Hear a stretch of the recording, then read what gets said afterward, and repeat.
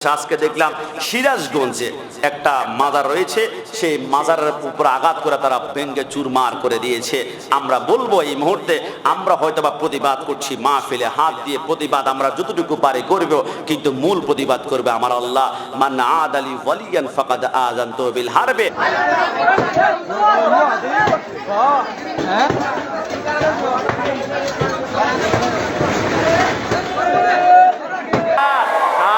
আমার আল্লাহ যখন ধরবেন তখন নাস্তানাবুদ হবে। খেয়াল করেছ, যারাই আল্লাহর ওলিদের বিরুদ্ধে অত্যাচার জুলুম করেছে, মাজার ভেঙ্গেছে, কালে কালে এরা জেলখানায় ঢুকেছিল, মৃত্যুবরণ করেছিল, মাটির সাথে মিশে গিয়েছিল, কিন্তু আহলে সুন্নাত ওয়াল জামাত আল্লাহর ওলিদেরকে বুকে লালন করে মনে রেখো, এই দেশে ইসলাম প্রচার করেছে আল্লাহর ওলিরা। 1,00,000 বার মাজার ভাঙবা, আল্লাহর ওলিদের মাজার কোনো ক্ষতি হবে না, তবে তোমরা নিস্তেজ, তোমরা অতি সত্বর ধ্বংস হয়ে যাবে। কথা বলুন ঠিক কিনা? এই জন্য আমরা ভয় পাচ্ছেন নাকি? কি ভয় পাচ্ছেন নাকি? আশেপাশে নাকি মাজার টাজার ভাঙ্গি পেলে আপনাকে ভয় পাচ্ছেন? আমরা ভয় পাই না। আমরা বিশ্বাস করি আল্লাহর ওলির মাজারে যারা আঘাত করবে, এরা আজকে আক্রান্ত না হলো 2 দিন পরে এরা লাঞ্ছিত হবে। মান আদালি ওয়ালিয়ান ফাকাদ আযানতুহু বিল হারবে।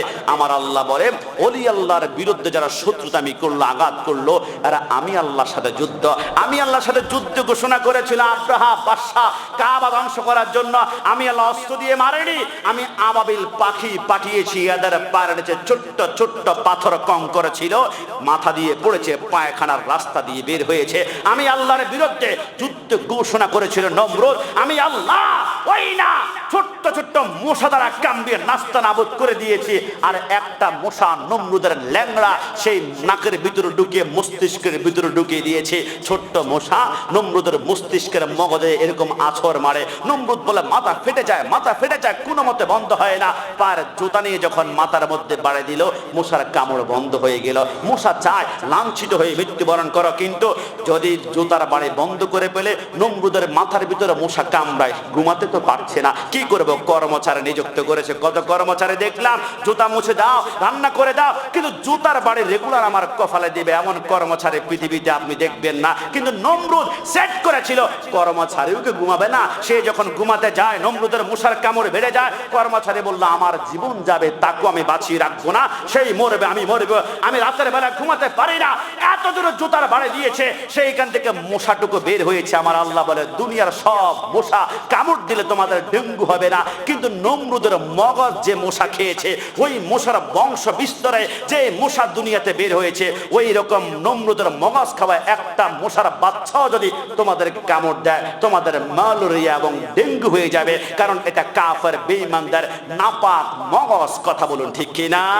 গেলাম হঠাৎ করে, আমি যখন আপনাকে জাগ্রত করবো, আমার আল্লাহ বলে, জিবরাইল ঠের যায়, আমার বন্ধু ঘুমাচ্ছে, বন্ধুর আরামের ঘুমে একটু ডিস্টার্ব হলে ইবলিসের মতো তোমাকে নাস্তানাবুদ করে ফেলবো। তো আল্লাহ আমি কি করব? আমার আল্লাহ বলে, ইবলিস, হযরতে জিবরাইল, তোমার কি মনে পড়ে তোমার মাথার তালু থেকে পার তালু পর্যন্ত আমি আল্লাহ নূরুন আলা নূর, নূরুন আলা নূর, নূর দ্বারা বানিয়েছি, কিন্তু তোমার জিহ্বাটা আমি আল্লাহ ঠান্ডা কাপড় দ্বারা বানিয়েছিলাম। তুমি জিজ্ঞেস করেছিলে, আল্লাহ আমার জিহ্বা কেন ঠান্ডা কাপড় দ্বারা বানিয়েছেন? আমি বলেছিলাম বলবো এখন না, সময় হলে। জিবরাইল, সময় এখন হয়েছে। আমার বন্ধু ঘুমাচ্ছে, বন্ধুকে আঙ্গুল দিয়ে ধাক্কা দিয়ে ঘুম থেকে উঠালে বন্ধু যদি একবার উফ করে ফেলে, তোমার জিন্দেগির আমল বরবাদ হয়ে যাবে। জিবরাইল, তোমার ঠান্ডা জিহ্বাটা আমার রসুলের সরকারে মদিনার কদমের তলায় লাগিয়ে একটা চুমা লাগাও। কাব্বিল কাদামাইহি, কাব্বিল কাদামাইহি। জিবরাইল বলে, জিহ্বা লাগিয়ে একটা চুমা দিলাম, কসম খোদার, রাসূলুল্লাহর কদমের নিচে চুমা দেওয়ার সাথে সাথে রাসূলুল্লাহর কদমের নিচে গোটা পৃথিবীকে আমি আয়নার মতো দেখতে পাচ্ছিলাম। জুড়ে বলে সুবহানাল্লাহ।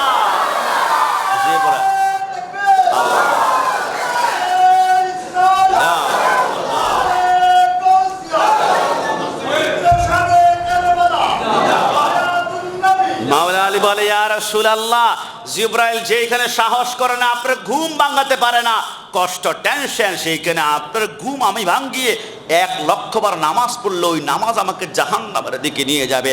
আমার রাসূল বলে, আলী, নামাজ পড়া ফরজ, ফরজ বিধান ছেড়ে দিয়েছো মোহাব্বতে। আলী, নামাজ কি পড়তে চাও? ইয়া রাসূল, নামাজ তো পড়তে চাই, সূর্য ডুবে গিয়েছে। আমার রাসূল বলে, ইয়েস অর নো, নাম অথবা লা, হ্যাঁ অথবা না। একটা বলবা, ইয়া রাসূল নামাজ তো পড়তে চাই, আমার রাসূল সরকার মদিনা বসা হযরত আলী বলে, আমি দেখলাম সরকারে মদিনা শাহাদাত আঙ্গুলটা বের করে সে সূর্যের দিকে একটা ইশারা করলো। সূর্যটা রাসূলুল্লাহর আঙ্গুল থেকে দূরত্ব ছিল আর 9,30,00,000 মাইল দূরত্ব। আল্লাহর কসম, ওই মুহূর্তে রাসূল ইশারা করেছিল, ওই মুহূর্তে সূর্য বলতে পারতো, হে মুহাম্মদ আপনি ইশারা করলে কাজ হবে না, আমি ডুবি পশ্চিম দিকে, আমি উঠি পূর্ব দিকে, কিন্তু আমি পশ্চিম দিকে উঠা আমার পক্ষে সম্ভব নয়। সৃষ্টি করেছেন আল্লাহ, আমি না পশ্চিম দিকে উঠতে পারবো না, আমি উঠি পূর্ব দিকে আর ডুবি পশ্চিম দিকে। কিন্তু ওই মুহূর্তে সূর্য কোনো কথা বলে না, সূর্য কোনো কথা বলে না। রাসূল ইশারা করেছে, সূর্য আস্তে আস্তে করে উঠতে লাগলো। কে রে সূর্য, কেন ওঠো? সূর্য বলে, কদ নারা তাকাল্লুবা ওয়াজহিকা ফিস সামাই ফালা নুওয়াল্লিয়ান্নাকা কিবলান তারদাতা। তামাম দুনিয়া চায় আল্লাহকে রাজি করতে, আর আল্লাহ তারা বন্ধুকে, ওই বন্ধুর আঙ্গুলের ইশারা উঠলে আমাকে আমার আল্লাহ আরো দামি করবে। জোরে বলি সুবহানাল্লাহ। এই জন্য মনে রাখবেন, তামাম দুনিয়ার কিবলা হচ্ছে আল্লাহ, আল্লাহর কিবলা হচ্ছে মদিনা ওয়ালা। জোরে বলি সুবহানাল্লাহ। গোলাপ নয় নবীজি, গোলাপের বাবা, গোলাপ নয় নবীজি, গোলাপের বাবা, নবীজি হইলেন কাবার কাবা। ডান হাত তুলে বলো ঠিক কি না?